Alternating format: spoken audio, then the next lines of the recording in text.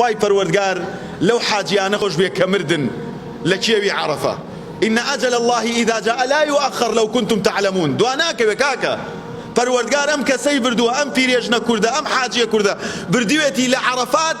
بجلی احرام و وفاتی فی کردوه والله جیگەی دڵخۆشیە نەک ناخۆشی تر تو بۆ خۆت لێکدانەوە بکە لەبەرەوەی تو بێعیشی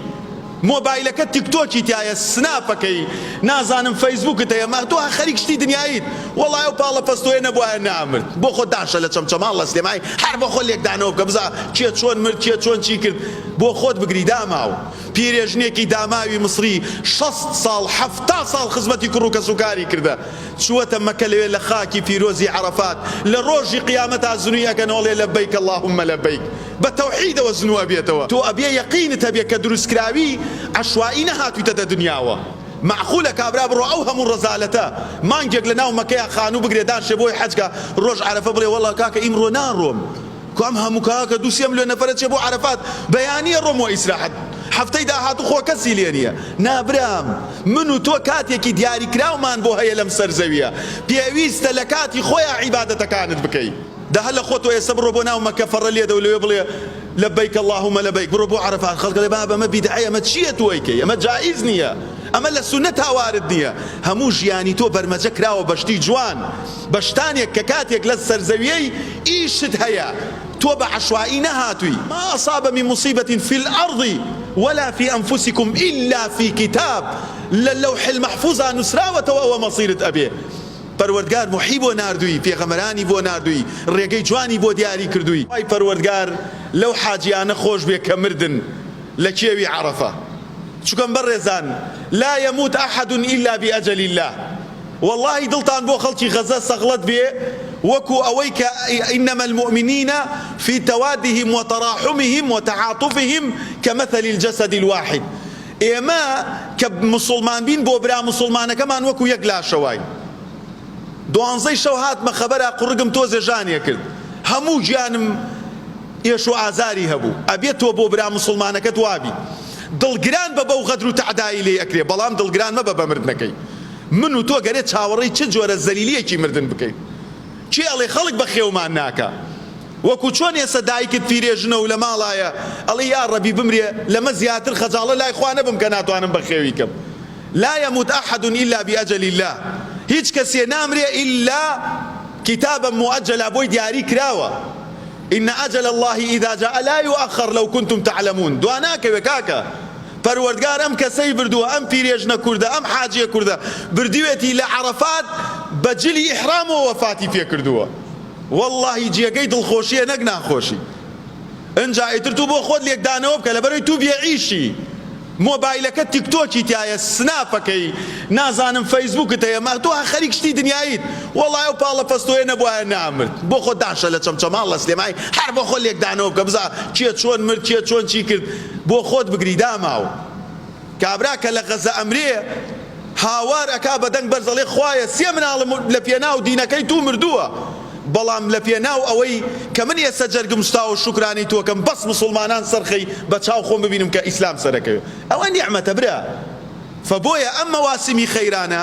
الحەج أشهر معلومات بۆی دوورتان نەخەمەوە بابەتەکە ئەسڵەکە بۆ چیت بۆ باس ئەەکەم هەر حەزم کرد لەناو ئەوەیە باسی شتێ بکەم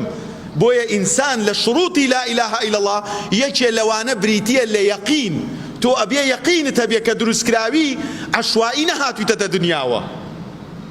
پەروەردگارە فەرمێ ئەگەر ئێمە بماویستایە بە عەشوایی دروستانکەین شێوازێکی ترە بوو تۆ بە ژیانێکی زۆر جدی هاتوویتەتە ئەم سەرزەویە معقولە کابرا بڕۆ ئەو هەموو ڕەزالەتە مانگێک لە ناو مەکەیە خانوو بگرێ دانشێ بۆی حەجکە ڕۆژ عەرەفە بڵێ وەڵڵا کاکە ئیمڕۆ ناڕۆم کام هەموو کاکە 2-3 ملیۆن نەفەرە چێ بۆ عەرەفات بەیانیە ڕۆم و ئیسراحەت هەفتەی داهاتوو خۆ کەسی لێ نییە نابرام من و تۆ کاتێکی دیاریکراومان بۆ هەیە لەم سەرزەویە پێویستە لە کاتی خۆیان عیبادەتەکانت بکەیت الحەج أشهر معلومات حەج کاتێکی دیاریکراوی هەیە ژیانی تۆش دیاریکراوە ويذكر اسم الله في أيام معلومات با ذیکری ئەڵڵا بکەن لەو ڕۆژانی کە بۆیان دیاریکراوە کابرا لەک با ئێساکە بێ لە دوای نوێژ بڵێ تەلەبیە بکە و ئەڵڵاهو ئەکبەر بکە ده هەلە خۆت و ئێستا بڕۆ بۆ ناو مەکە فەڕە لێدە و لەوێ بڵێ لبيك اللهم لبيك بڕۆ بۆ عەرەفات خەڵک دەڵێ بابە ئەمە بیدعەیە ئەمە چییە تۆ ئەیکەی ئەمە جائیز نییە ئەمە لە سونەت هاوارد نییە هەموو ژیانی تۆ بەرمەجە کراوە بەشتی جوان بەشتانێک کە کاتێک لە سەرزەویەی ئیشت هەیە تۆ بە عەشوایی نەهاتووی بۆیە سەرەتایی ساڵی کۆچی کە لە پێناو تەوحید و لا ئیلاهە ئیلا الله پێغەمبەر عەلەیهی السەڵات وەسەلام هیجرەتی فەرموو کە چەند ڕۆژێکی تر دیاری ئەکرێ چکەم سەرەتای ئەو ڕۆژە کرایە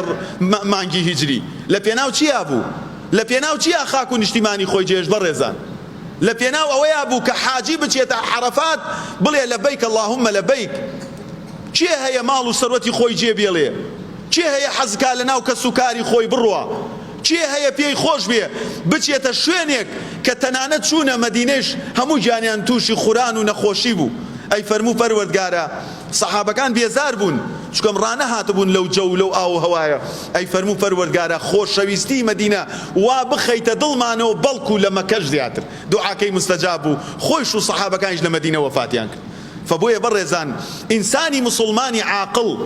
کەسێک کە ژیرە حتا پەروەردگارە فەرمێ وتەزەوەدوا فإن خەیڕ الزادی تەقوا ئێوە هاتوون لە مەوسمی حەجان ڕوت و ڕەجاڵن کەس ناناسن لەوێ بۆیە پێویستە زاد و زەخیرەت پێ بێ هەندێک خەڵک وەکو ئەم سەردەمە چۆن ئەڵێ کۆرە خواک ئەرحەم الراحمینە تەوەکەل بەخوا ئیشەڵا هیچیشی نەکردووە لە تەوەکولەها هیچیشی نەکردووە لە ئیخلاسە هیچیشی نەکردووە لە مەحەبەیە هیچیشی نەکردووە لە شروتەکانی لا ئیلاهە ئیلا الله خوا کەریمە خوا ئەرحەم الراحمینە خوا ئافرەتێکی لەشفرۆش خۆش بوو کە ئاوی سەگێکی داپەرژینی قایم بێ لە ڕوتان بەڵام موحید بوو الله یاناسی ئەو ئیشەی کرد بە ئیخلاسەوە بۆ الله کردی بۆیە کاتێکیش پەروەردگار بە حاجەکانە فەرمێ وتەزەوەدوا ئەڕۆن بۆ ئەوەی لەسەر سفرەی خەڵک نان نەخۆن بۆی دەست بۆ ماڵی خەڵک نەبن زاد و زەخیرە و پێداویستی خۆتان با پێ بێ دووەم فإن خەیڕ الزادی تەقوا بچیتە مەکەش لە خوا نەترسی قیمەتت نییە لە زمانی زووە ئیمامی عومەر ئەی فەرموو الرەکب کەثیر والحجاج قەلیل ئەی فەرموو خەڵکی زۆر هاتە بەس حاجی کەمە ئەی دەستشکیاوم بۆ ئەم ڕۆژە گەری حاجەکانمان چەندێ بن کابرا ڕۆیشتووە لە پەنای کەعبە دوعا بۆ کابرایەکی سەرسەری زاڵم بێدین بەدڕەوش دەکا پەرژینی قایم بێ لە ڕوتان بینیتانە حەجی تیکتۆک و حەجی سناپ چۆنە لە جیاتی ئەوەی تۆ بڕۆیتە مەکە سەر شۆڕکەی بەرامبەر ئەڵڵا دوعا بۆ ژنت بکەی بۆ مناڵت بکەی بۆ ئەو عاقیبەتە بکەی کە کەس نازانێت چۆ بەرەو چۆ ئەڕۆین ئینەمە الأعمال بالخواتیم ئەم قسە زلانەی من ئەیکەم لەبان ئەمین بەرە عاقیبەتەکەی بزانم لە ناتەکوێوە خوایە عاقیبەت خێرمان کەی و بێ حورمەتمان نەکەی ڕۆیشتووە $10,000 داوە ئەسوڕێتەوە بە دەور کەعبەیە ڕەقسەکە نەتان بینیوە ئافرەتە ڕەقسەکە لە پەنای کەعبە ئەوە یەکەم شەرتی تەوحیدی تیا جێبەجێ نەبووە وەرە بڕۆ پیاوێکی بە شەخسیەت و ئەهلی تەوحید بێنە بچێتە ئەو کەعبەیە ئەو پەڕی زەلیلی بۆ ئەڵڵا نەنوێنێت ئەوە زانی چییە فاعلم أنه لا إله إلا الله لەمە خرچاوە لەمە دۆڕاوە بازی داوە بۆ حەج الحەج أشهر معلومات بۆی بڕۆن بۆ حەج کورە تواز لە حەجەکە بێرە وەرە یەکسەر ئەساس دروستکە ئەڕوا لە پەنای کەعبە ڕەقسەکە لە پەنای کەعبە ئەچێتە کێوی عەرەفات پەرژینێ قایم بێ لە ڕوتان ئەڵێ خوایە وا منت کردە پەن کەستر نەکەیتە پەن بێ بۆ ئێرە تو خوا وەرە خەڵک هەموو هیوایەتی ئەوەیە بچێتە عەرەفات پەروەردگار فەخر بۆ عەبدانەوە ئەکا فەرمێ انظروا إلى عبادي أتوني شعثا غبرا سيري فلانە کەسکە لە چەمچەماڵ زۆر ڕێزیە گیراوە لە ناو ماڵی خۆیاتی لەبەر سبلیت سیارەکەی تەبریتی هەیە ئەجا پەروەردگار کاتێکە ئەم إن الله يباهي بهم الملائكة كاتل لعرفاء پروردگار فخر بو عبدانو كازاي هو كاركي چيا بملائكه كان فرميه انظروا الى عبادي سيئا بنداني من بكن هاتونا توزاوين خولاوين سريان بجبو ولا توزو خول وعرقه سيري عندان كردو بملائكه كان فرميه اما معناه زاي چيا علماء فرمون پروردگار بيري ملائكه كان خاتوكاتك ايما يدرس كل ملائكه كان وتيان پروردگار أتجعل فيها من يفسد فيها ويسفك الدماء ونحن نسبح بحمدك ونقدس لك وتيان أي پروردگار أعم قندلانة داني بچنا سرزوي يك بكجن مال يك بخون تعدال يك بكن إيما الدروس كردوه تنها سجده والركوع سبحان الله وتسبيحاتي تو أكين قال إني أعلم ما لا تعلمون وتي من أزانم إيوه نازانن أفرمي لكيوي عرف فروردگار بملائكة كان أفرمي أو عبدانا كمنيان نبيني وتنها للرين ونرايتي في غنبران وحيوة بيني وتتشن بك زولي هاتون بويا برزان كسيك بحجي في آي بي أروا كسيك أروا لجير خيميات تكا برجينيا والله ما مصايكي رازقوي برز خلشي أم كردستانة با حاجة خومانك الرويش دبو حاجة باشكا وتي گرمی تا ایبو مینا خوم کرد خیمه کا وتی سرکم دو گن نرگلا چشنو سیه نکن سی موبایل کن نرگلا بری بو عرفات والله هر کسی پارک حلال بی او تصرفاتی نبی كروتي تم هاي هاوار خاطر كروتي حاجي الوقت طويل وقتك الزورة ها بروجك توحيد النبي ولا إله إلا الله النبي وإخلاص ومحبة ويقين وصدق النبي هر أو معدنك أبيض وأزاني روشتو بو سي سينما نيرجلا بري بتامي موزو سيو برو لك عرفات نيرجلا بخوي جگرب چیشی بلی خوایا وامن بو مپن هیچ مسلمانیت نکی تپنی هنی بویره فعلا تو بوی تتپن وكو كابرايت شو درزي الشيخ ابن عثيمين ورحمتي الله إليه بيه في أيود أما شيء تازة شرح بخاري كي كل شيء خلق جيبان مان ودي والله هيك كي شمانية إيما من بزين بتوادي لبر أوي إيما كوم الله عبد يكين دا نشتينا باشترين فرمودا كاني إسلام شرح كين كبخاري روايتي كده بومان كوم الله مسلمان يكين لم دنيا يشتينا نخوين باور مانيش بولا هيا بو خۆمان لە مزگەوتێکا دانیشتەوە دەرشەرحەکەین بەس ئەبینم تۆ کابرایەکی ساقط و دۆڕاوی نەڕۆیشتی بۆ سەرمان ئەوێمان بۆ تاقیکەیتەوە نەهاتی وەک بە شەڕ و ڕۆڵەی مسلمانان لەگەڵ ئێمە داشی برای بەڕێزم ئەمە مەوزوعەکەیە بە دڵغە لە سەر مانگە بەڵام بە عەقڵە لە کەلاوەی شاناژی بۆیە پێویستە ئێمەی مسلمان کاتێ بزانین الحەج ئەشهور معلومات ئەو حەجە چەند کاتێکی دیاری کراوە ئێمەش کاتمان دیاری کراوە پێویست ناکا خۆت تێک دەی برای بەڕێزم پێویست ناکا لێکدانەوە بۆ ژیانی خەڵکەی بڵێ واللهی ئەوە تاوانی هەر کەسێک مردووە تاوانەکەی لە من بۆ ڕۆژ قیامەت بزان لەوێ ئەگەر ئەهلی تەوحید و لا ئیلاها ئیلا الله بوو بێت پیرێژنێکی داماوی مصری 60 ساڵ 70 ساڵ خزمەتی کوڕ و کەسوکاری کردە چووەتە مەکە لەوێ لە خاکی پیرۆزی عەرەفات لە ڕۆژی قیامەتا زنووی ئەکەنەوە لێ لەبەیک اللهم لەبەیک بە تەوحیدەوە زنوو ئەبێتەوە وەکو پیرێژنێکی تریش کە لە کاتی بە تەلاقدانی بووکەکەیا بمرێ کە لە غەیبەتا بمرێ کە لە هاورد و بردا بمرێ و عاقیبەت شەڕ بێ كاميان باشترين مقامي هي برزان ولا يموت أحد إلا بأجل الله هيج كسيكش نية بمري إلا بأجل الله أمري ما أصاب من مصيبة في الأرض ولا في أنفسكم والله تائس دجار ما يتبلبان أمين برو وتوا هيج مصيبتك رومانتيناكا لسرزوي ولخومانا پروردگار فرمي ما أصاب من مصيبة في الأرض ولا في أنفسكم إلا في كتاب للوح المحفوظ نسراوة ومصيرة أبيه پروردگار محیب و ناردوی پێغەمبەرانی بۆ ناردووی ڕێگەی جوانی بۆ دیاری کردووی هەر وەکو ئەوەی بەڕێزان ئێستا دوو زەلامی ڕازگۆی ئەم شارە بێتە ئەوە بڵێ بۆ خاتری خوا نێنە دەرەوە دوو سێ زەلام بە چەکەوە لەوێ وەستاون ئەتان کوژن توخوا باوەڕی پێ ناکەین